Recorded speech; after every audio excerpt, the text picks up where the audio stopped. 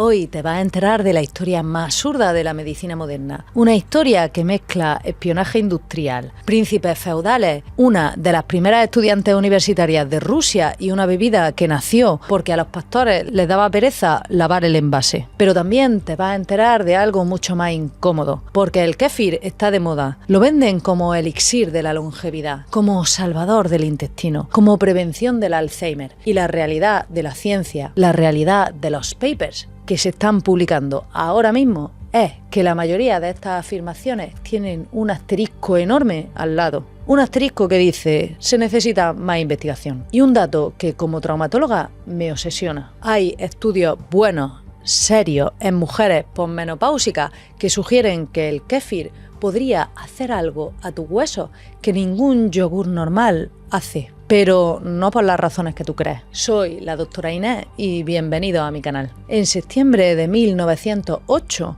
una mujer de 20 años está sentada frente al zar de Rusia. A su izquierda, un príncipe del Cáucaso con un uniforme de gala. A su derecha, abogados. La sala es enorme. Hay nervios, hay silencio. El príncipe la había secuestrado 2 meses antes. La había metido en un fuerte en las montañas. Había intentado obligarla a casarse con él bajo las leyes locales. Y ahora, frente al zar, lo único que tenía que hacer era ofrecerle algo, lo que fuera, para que ella retirase la denuncia. El príncipe ofrece oro. Ella dice que no. Ofrece joyas, tierra, una compensación económica que la hubiera retirado para toda la vida. Ella dice que no. Lo único que ella pide son 10 kilos de un mejunje blanco, espeso y burbujeante. Un líquido fermentado durante siglos en los pueblos del Cáucaso. Dentro de bolsas hechas con piel de animal. Bolsas que nunca jamás se lavaban. Se colgaban en la puerta de las casas y cada persona que entraba le daba una patada. Literal, como muestra de respeto. 10 kilos de eso. Es lo único que pide. El zar de toda la Rusia, el hombre más poderoso del imperio, más grande del mundo, lo concede. Esa mujer se llamaba Irina Sakharova y ese menjunje que pidió como única compensación es exactamente lo mismo que tú tienes ahora en el frigorífico. La misma bebida, la misma bacteria, los mismos granos. Hoy vamos a contestar 3 cosas en este vídeo. La primera, ¿cómo demonios se descubrió el kéfir? Porque os adelanto que el origen es tan absurdo y tan poco apetecible que cuando os enteréis no os explicaréis cómo no lo escupieron y siguieron bebiendo agua. Hoy vamos a contar una historia de pastores nómadas, odres de piel, patadas en la puerta y ciencia accidental. La segunda, ¿cómo llegó a Occidente? Y aquí entra Irina, el príncipe, el secuestro, los hermanos Blandov, el zar y una historia que parece sacada de una novela de espías, que es absolutamente real, documentada y es la razón por la que tú puedes comprar kéfir en el supermercado de la esquina. Y la tercera, la pregunta del millón, la que nadie quiere contestar con honestidad. ¿El kéfir hace lo que dicen que hace? ¿Cura el intestino? ¿Te alarga la vida? Y, como dicen algunos estudios, ¿fortalece tus huesos? Quédate hasta el final para esto último, porque si te quedas, te voy a enseñar el único estudio en humanos, en pacientes osteoporóticos reales, que se ha hecho hasta la fecha. Y la conclusión os va a sorprender, no por lo que dice, sino por lo que no dice. Vamos. Cáucaso, la cordillera entre el Mar Negro y el Mar Caspio, el borde sur de lo que hoy es Rusia, un sitio áspero, con valles altos, inviernos que matan, veranos cortos y pueblos que han vivido aislados durante miles de años. Hablan más de 40 lenguas distintas, genéticamente son únicos, culturalmente una mezcla imposible de tribus, religiones e imperios. Y desde hace como mínimo 2000 años son pastores. Pastores nómadas que viven con sus rebaños, ovejas, cabras, vacas. La leche es la moneda, el alimento, la medicina. Pero la leche tiene un problema enorme.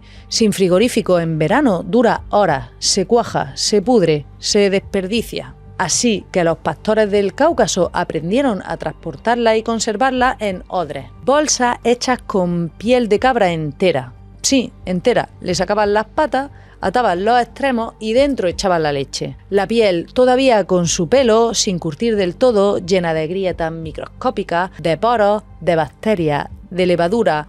Todo el zoológico microbiano que vive en una piel de animal expuesta al aire. Y aquí viene lo que me parece más increíble. Esos odres no se lavaban. No se lavaban porque no podían, no tenían detergente, no tenían agua caliente abundante y porque, francamente, sospecho que en algún momento se dieron cuenta de que cuando lavaban el odre la leche dejaba de transformarse. Pero la tradición que se quedó es todavía más rara. Los odres se colgaban en la puerta de las casas y cada persona que entraba o salía le daba una patada amistosa, en plan respeto al kéfir. Esto, que suena a leyenda, está documentado en etnografías rusas del siglo XIX. ¿Por qué la patada? Hay dos teorías. La práctica: agitar la mezcla acelera la fermentación, distribuye los granos por todo el odre y mejora la consistencia final. Y la simbólica: era una manera de mantener la tradición, de implicar a toda la comunidad en el cuidado del fermento. Yo creo que las dos son verdad. Como muchas cosas en antropología, el rito y la función son la misma cosa contada con palabras distintas. Pero bueno, sigamos. Un día un pastor abre el odre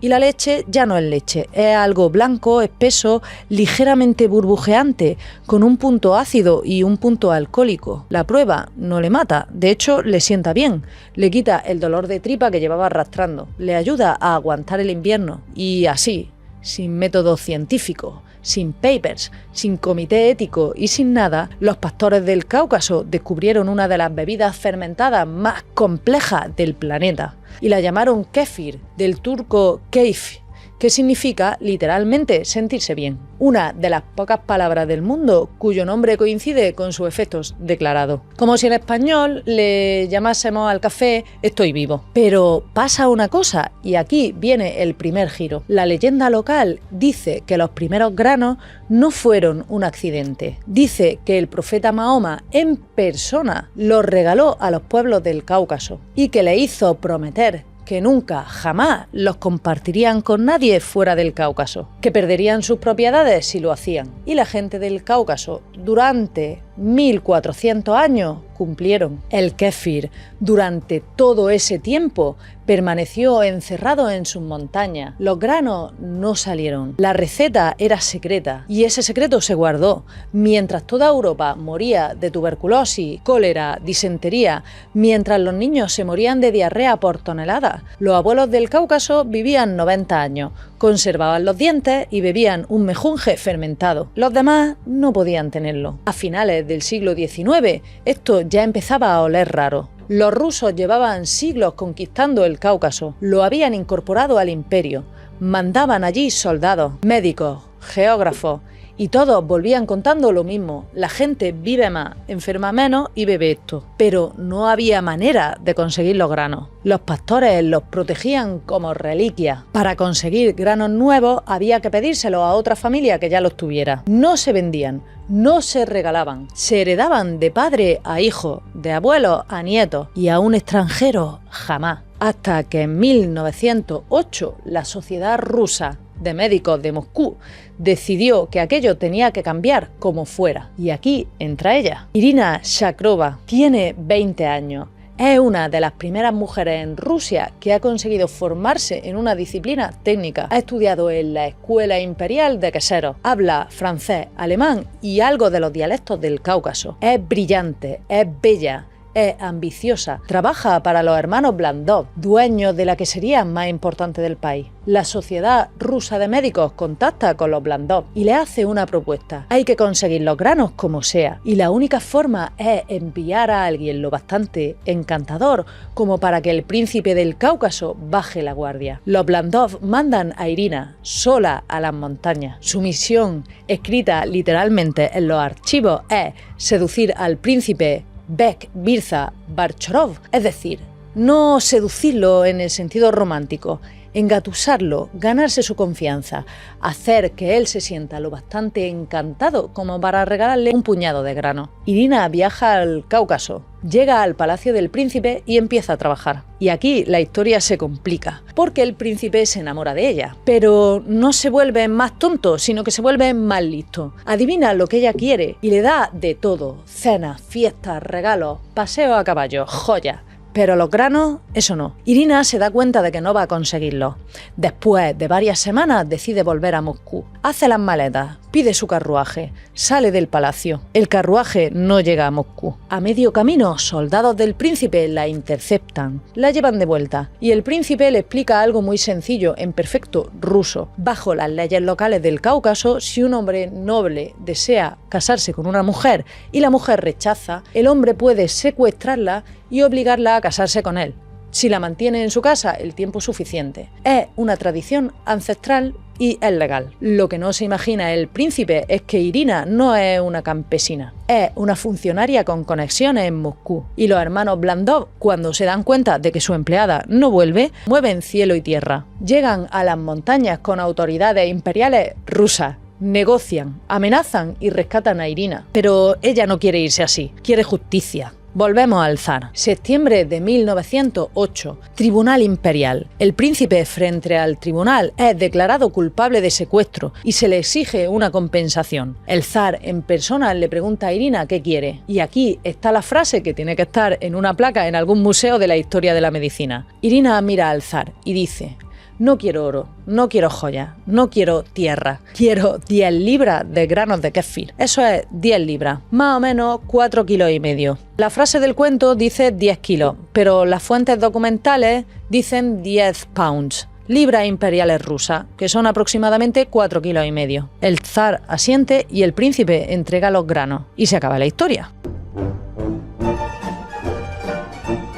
O no, no se acaba porque empieza la parte más fascinante. Porque Irina vuelve a Moscú con esos 4,5 kilos de grano. Lo entrega a los hermanos Blandov. Los Blandov empiezan a multiplicarlos en sus queserías, porque los granos de kéfir, si los cuida, se reproducen, crecen, se duplican cada poco tiempo y cada gramo de grano puede fermentar litros de leche. En septiembre de 1908, las primeras botellas de kéfir comercial llegan a las farmacias de Moscú. Sí, a las farmacias, porque entonces no se vendía como alimento, se vendía como medicamento para problemas digestivos, para tuberculosis, para la convalecencia de niños enfermos. De Moscú salta a San Petersburgo. De San Petersburgo, en los años 30, salta a la Unión Soviética entera. De la Unión Soviética a Europa del Este, después de la Segunda Guerra Mundial. Y de ahí, en los años 70 y 80, salta a Estados Unidos. Primero en comunidades de inmigrantes, luego en tiendas naturistas y finalmente, en los años 2000,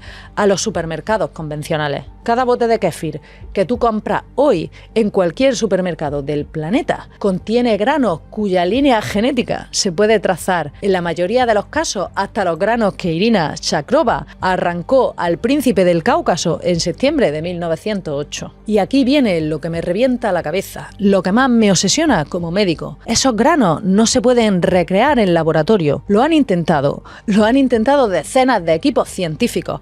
Cogen la leche estéril, le añaden las cepas individuales que se han identificado en el kéfir, las cultivan y obtienen yogur, pero no obtienen kéfir. La complejidad biológica de los granos, la simbiosis exacta entre bacterias y levadura, la matriz de proteínas y polisacáridos que hace que el grano sea el grano, no se ha conseguido replicar. Si quieres kéfir auténtico, necesita granos.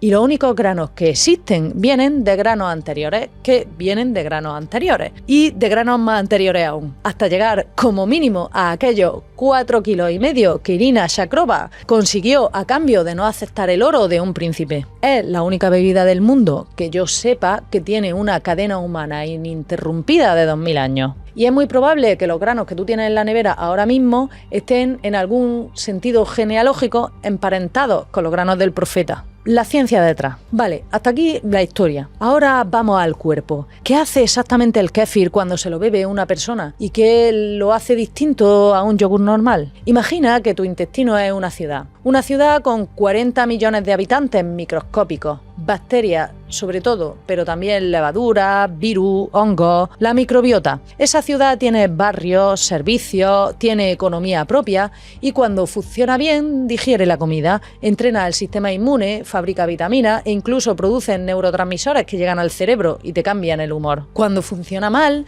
esa ciudad se convierte en Detroit en su peor año. Industria cerrada, barrios abandonados, criminalidad subiendo, hay dolor abdominal, hinchazón, ansiedad, cansancio crónico, sistema inmune alterado y en algunos casos pérdida de la masa ósea. Sí, del hueso, porque la microbiota intestinal regula la absorción de calcio y la inflamación sistémica que ataca al hueso. A eso vuelvo luego. El yogur normal mete en esa ciudad 2 o 3 tipos de inmigrantes: Lactobacillus bulgaricus, Streptococcus thermophilus y poco más. Son unos pocos turistas, llegan, miran y se van.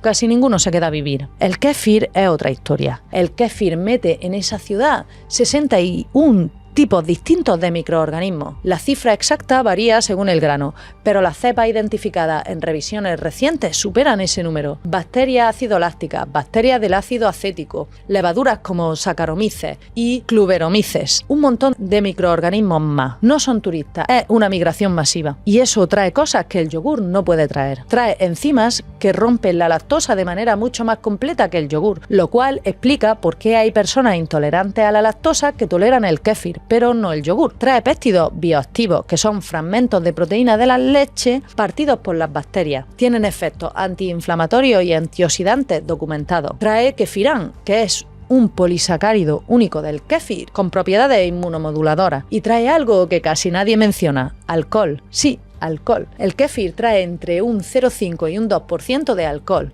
según el tiempo de fermentación. No es para emborracharse, pero ahí está. Según Burri y colaboradores, publicado en Frontiers in Microbiology en 2016, el kéfir es una mezcla simbiótica compleja de bacterias y levaduras que produce un derivado lácteo fermentado con un sabor característico y un amplio abanico de propiedades promotoras de la salud, incluyendo efectos antimicrobianos, antitumorales, anticancerígenos, inmunomoduladores, gastrointestinales y antiinflamatorios. Esta cita es de la revisión más completa que existe sobre el kéfir, publicada en una de las revistas de microbiología más respetadas del mundo. Y fijaos en las palabras exactas: propiedades promotoras de la salud. No cura, no previene, sino propiedades. Es un lenguaje científico cuidadoso y por una razón: porque la mayoría de los estudios buenos están hechos en ratones, en líneas celulares o en grupos pequeños de humanos, no en miles de personas seguidas durante años. Eso es lo que necesitas para afirmar que algo cura. ¿Y qué pasa exactamente cuando esa migración masiva de microorganismos llega a tu intestino? Las bacterias del kéfir compiten con las bacterias patógenas por el espacio y por la comida. Es como si llegase un nuevo Mercadona a un barrio donde antes solo había tiendas de ultramarinos malas. Las tiendas malas se quedan sin clientes y cierran. Eso es literalmente lo que demuestran los estudios in vitro. El kéfir inhibe el crecimiento de Escherichia coli, Salmonella, Listeria y otras especies con las que tú no quieres vivir. Algunas cepas del kéfir producen sustancias que se llaman bacteriocinas, que son antibióticos naturales fabricados por bacterias para matar a otras bacterias. No son antibióticos como los que receta el médico, son antibióticos hipermolecularizados, específicos, que solo afectan a unas pocas especies, pero que hacen su trabajo. El kéfir interactúa con el sistema inmune intestinal, el llamado tejido linfoide asociado al intestino, y modula su respuesta. Hay estudios que muestran reducción de marcadores inflamatorios como la proteína C reactiva después de varias semanas de consumo regular. Cambia la composición de la microbiota a largo plazo, no solo durante el tiempo que lo estás viviendo. Se ha demostrado que después de 4 semanas de consumo diario hay cambios en la diversidad microbiana intestinal que persisten incluso tiempo después de dejar de tomarlo. Y todo esto, de verdad, está en estudios, buenos estudios, no en una página de Instagram de una influencer de bienestar. Pero hay un matiz importantísimo, y os lo voy a decir, aunque me cueste suscriptores. La mayoría de estos efectos se han demostrado con dosis muy altas, entre 200 y 500 mililitros al día, todos los días, durante semanas o meses. Si tú te tomas un vasito de 100 mililitros 3 veces a la semana, el resto del tiempo comes ultraprocesado, no vayas a esperar un milagro. La microbiota es una ciudad y para cambiar una ciudad hace falta un cambio de política mantenido en el tiempo, no una visita esporádica de funcionarios. Pero vamos a los números, porque hasta aquí todo es teoría bonita. Pero la pregunta es, ¿cuánto cambia tu cuerpo realmente cuando bebes kéfir? Os voy a dar 5 cifras concretas, las 5 más sólidas de la literatura actual. 1. Universidad de Tabriz, Irán, 2015. 60 pacientes pacientes con diabetes tipo 2, divididos en dos grupos. Uno bebe 600 mililitros de kéfir al día durante 8 semanas, el otro leche fermentada convencional. El resultado, el grupo del kéfir reduce su hemoglobina glicosilada de manera significativa y reduce su glucosa en ayunas. Una pequeña reducción, pero es estadísticamente significativa, es decir, que no fue por casualidad. 2. Un estudio en mujeres premenopáusicas con sobrepeso, Irán, 2017, publicado en el European Journal of Nutrition. El grupo que sustituyó parte de su lácteo diario por kéfir dentro de una dieta no restrictiva perdió la misma cantidad de peso que el grupo del lácteo convencional, pero con mejor perfil lipídico y mejor cintura. La conclusión es: no es un milagro adelgazante, pero no engorda más que el yogur normal y mejora algunos marcadores de salud. Tercera, que es la que más me interesa como traumatóloga. Estudio publicado en PLOS ONE en 2015. 40 pacientes osteoporóticos, todos en tratamiento con calcio y vitamina D, divididos en dos grupos. Uno añade un suplemento de kéfir fermentado a la dieta y el otro no. 6 meses de seguimiento. Resultado: el grupo del kéfir mostró una mejora estadísticamente significativa en marcadores de turnover óseo, un aumento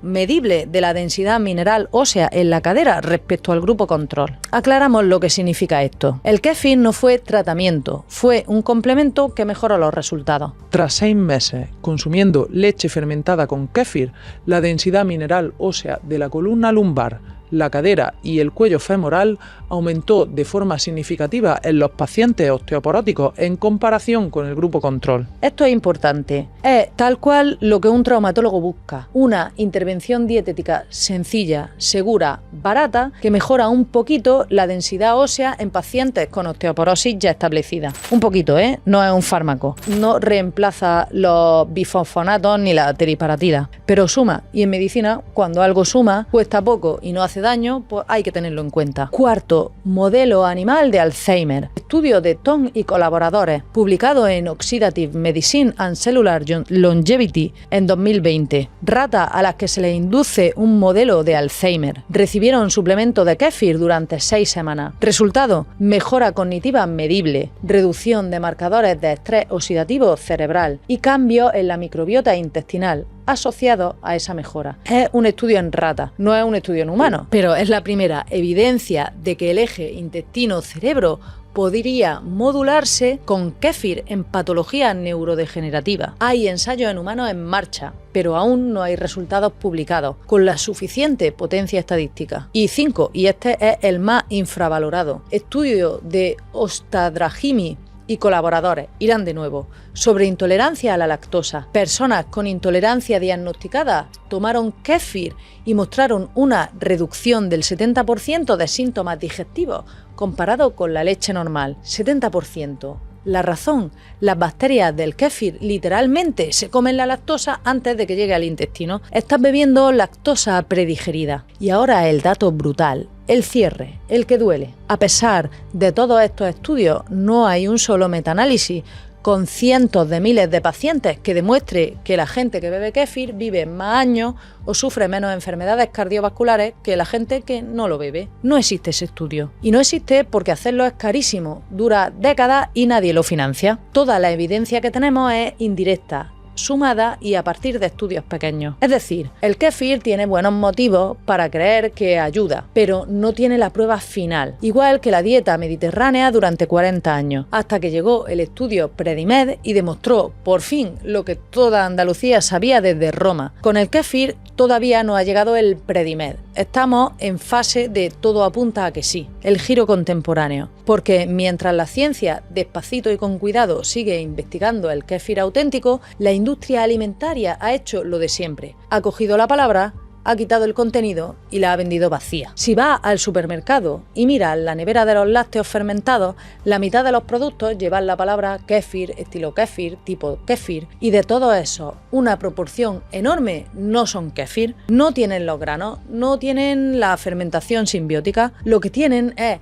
una mezcla industrial de unas pocas cepas seleccionadas en un laboratorio, fermentadas de manera controlada y pasteurizados al final del proceso para alargar la fecha de caducidad, con leche reconstruida o con azúcares añadidos. Pasteurizada al final del proceso. Eso quiere decir técnicamente que las bacterias que se supone que tienen que llegar vivas a tu intestino no llegan vivas llegan muertas. Estética similar, función ninguna. Y luego está el otro problema. Los kéfires de sabores, el de fresa, el de vainilla, el de chocolate, si miras la etiqueta, muchas veces el segundo o tercer ingrediente es azúcar añadido. A veces hasta 10 gramos por vaso. Es como ponerle gasolina al sistema inmune con una mano y agua con la otra. Las bacterias buenas que pueda llevar el producto las cancela el azúcar para las bacterias malas. Estás financiando los dos bandos a la vez. Y aquí, perdonadme la franqueza, voy a meter el dedo en la llaga. Esto no se cuenta así porque la industria gasta millones en publicidad, asociando el kéfir a la salud, a la longevidad,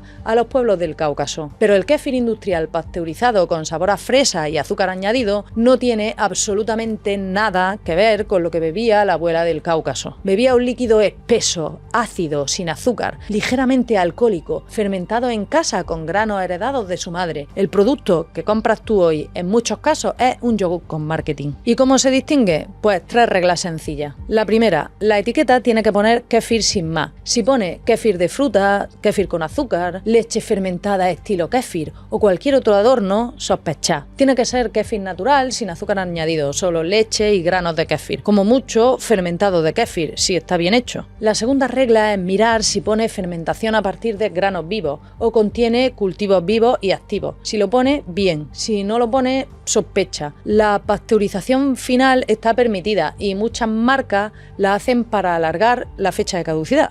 Pero entonces lo que estás comprando es un yogur con historia. Y la tercera regla, y esta es la mejor, hacerlo en casa. En serio, es lo más fácil del mundo. Compras o consigues los granos, los metes en un tarro con leche entera, los dejas a temperatura ambiente 24 horas y al día siguiente lo cuelas y te lo bebes. Los granos crecen, se duplican. Estás continuando en tu cocina una cadena humana que empezó hace 2000 años en el Cáucaso y que sigue viva porque alguien en cada generación ha cuidado los granos. Si la abuela del Cáucaso te viera comprar kéfir industrial pasteurizado con azúcar, te daría una bofetada a mano abierta y con razón.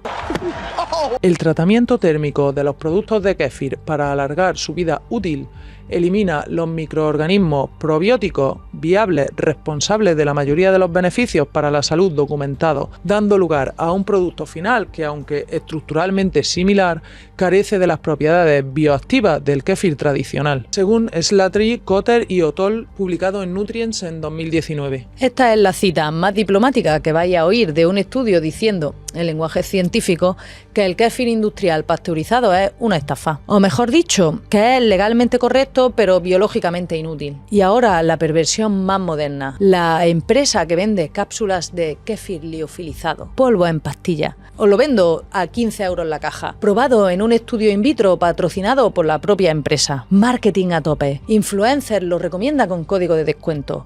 Resultado, cápsulas con una fracción mínima de las cepas originales, sin matriz del grano, sin fermentación viva, sin nada, pero con la palabra kéfir en el bote. Esto pasa cada 15 años en la nutrición. Pasó con el omega 3, pasó con la cúrcuma, pasó con el colágeno. Coge un alimento ancestral, con efectos reales pero modestos, metes sus principios activos en una pastilla, subes el precio 20 veces, lo llamas concentrado y lo vendes como un milagro.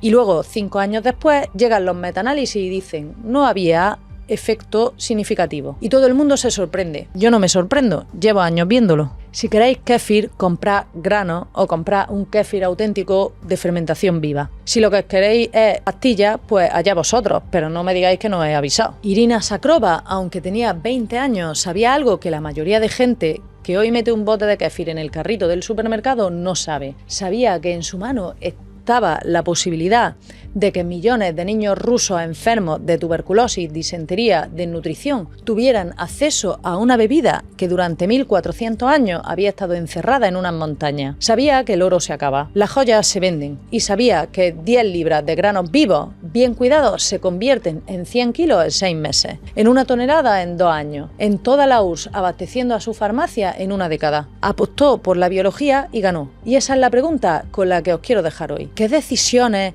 estáis tomando vosotros con vuestra salud, que son apuestas por la biología y cuáles son apuestas por el marketing? El kéfir de verdad es una apuesta por la biología. El de fresa con azúcar añadido y pasteurizado es una apuesta por el marketing. La diferencia entre los dos productos cuesta en el supermercado 30 céntimos. La diferencia para tu microbiota vale millones. Soy la doctora Inés y nos vemos en la próxima guardia.